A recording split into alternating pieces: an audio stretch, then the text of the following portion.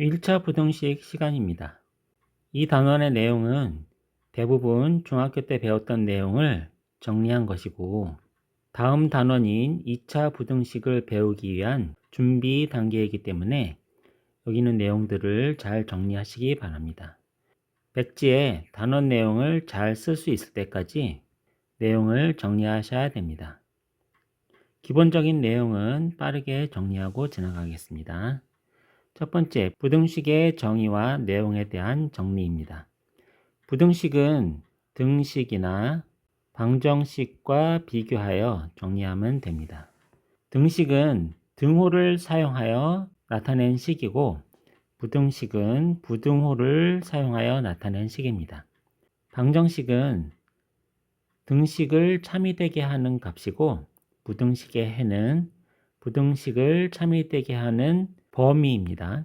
방정식은 해가 한 점으로 나타나는데, 부등식은 해가 범위로 나타나죠. 범위.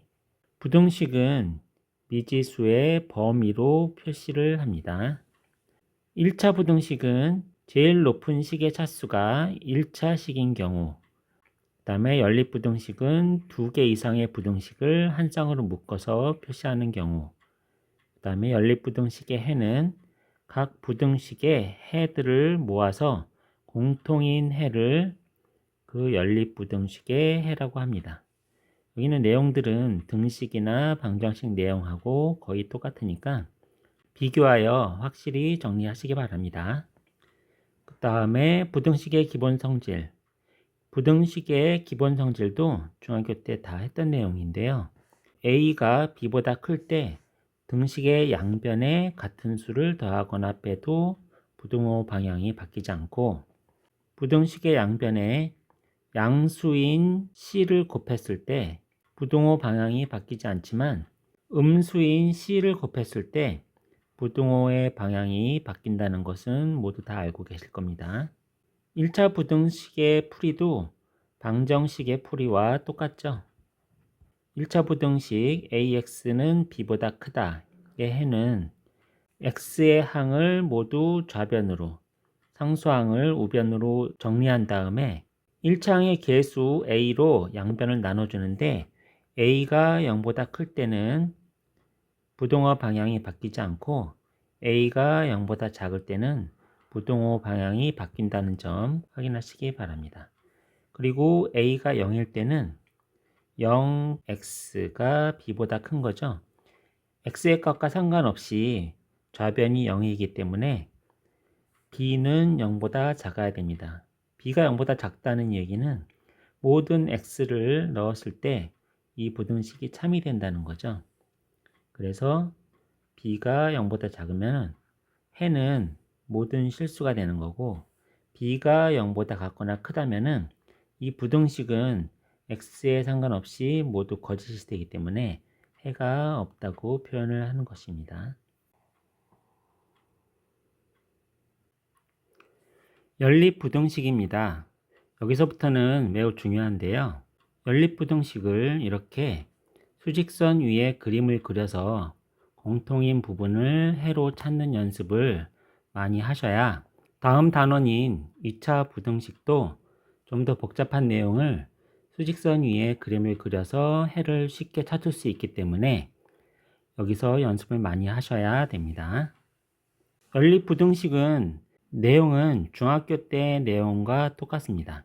2개 이상의 부등식을 한 쌍으로 묶어서 각각의 부등식의 해를 수직선 위에 잘 그리고 그 공통인 부분을 해로 찾는 것입니다. 이 내용은 다 알고 계시겠지만, 여기서 중요한 것은 수직선 위에 이렇게 해를 그림으로 그리고 그 공통인 부분을 찾는 연습을 하는 것이 중요합니다. 이런 꼴의 연립부등식도 이렇게 2개의 연립으로 바꿔서 해결하시면 됩니다. 기타 연립부등식도 위에서 얘기한 대로 수직선 위에 그림을 그려서 해를 찾는 연습이 잘 돼 있다면은 연립부등식의 해를 이렇게 그림으로 그려보면은 이 그래프의 경우에 서로 만나는 공통적인 해가 없다는 것을 확인할 수 있겠죠? 그러면은 이 연립 부등식은 해가 없는 것입니다. 두 번째 그래프의 경우에도 이 연립방정식을 수직선 위에 그림으로 그려보면은 공통인 부분이 없는 것을 확인할 수가 있습니다. 이렇게 수직선으로 그리면 한눈에 공통인 부분을 확인할 수 있기 때문에 쉽게 해를 찾을 수가 있습니다. 두 번째도 해가 없는 경우죠. 세 번째 그림도 그 부등식을 수직선 위에 잘 그려보면은 요 A에서 두 개가 겹치지 않죠. 두 개의 공통된 부분이 없는 것을 확인할 수가 있습니다. 네 번째 그림의 경우에는 두 개의 부등식을 수직선 위에 그려봤을 때 요 A에서 겹치게 되죠. 그래서 공통인 부분은 A 하나입니다. 그래서 연립 부등식의 해는 X는 A가 되는 것이죠. 부등식에서 조심해야 될 것은 이렇게 겹치는 부분을 점 단위로 확인하셔야 됩니다. 절대값, 기호가 포함된 내용은 항상 어려운데요. 여기서는 절대값의 정의를 이용해서 생각을 하고 푸는 방법을 설명드리겠습니다.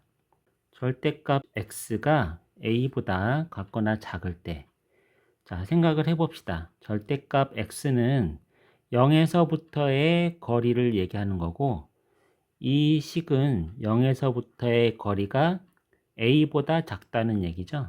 x는 0에서부터 a 사이에 있어야 되고, 반대쪽 마이너스 쪽도 마찬가지입니다. 그래서 x의 범위는 마이너스 a부터 a까지 범위이고, 이것을 그림으로 나타내면은 기준 0에서부터 거리가 a만큼 이내에 있는 것들, 이 해이고, 반대쪽 음수의 경우도 거리가 a 이내인 것들이 모두 다 해입니다. 그래서 그림으로 그려봤을 때 부등식의 범위를 확인할 수가 있겠죠.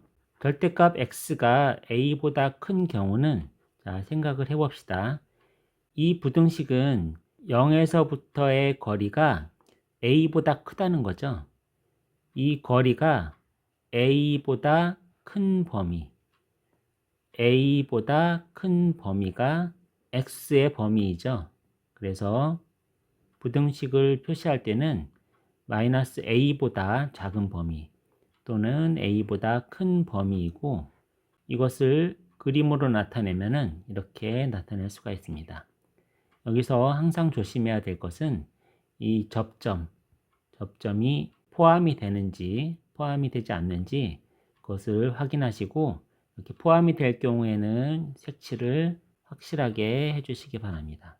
절대값의 정의를 이용해서 문제를 쉽게 해결할 수 있을 것 같은데, 이것을 연습을 해보시고, 개념 화서에서는 이렇게 두 가지 식에 대해서만 연습을 일단 하시고, 좀 더 복잡한 식은 개념 백사에서 설명을 들으시면 되겠습니다. 단원 시작할 때도 말씀드렸지만 여기 있는 내용들은 기본적인 내용이기 때문에 거침없이 문제를 풀 수 있을 정도로 연습을 많이 하셔야 됩니다. 그래야 2차 부등식을 공부할 때 헷갈리지 않고 문제를 쉽게 풀 수 있겠습니다.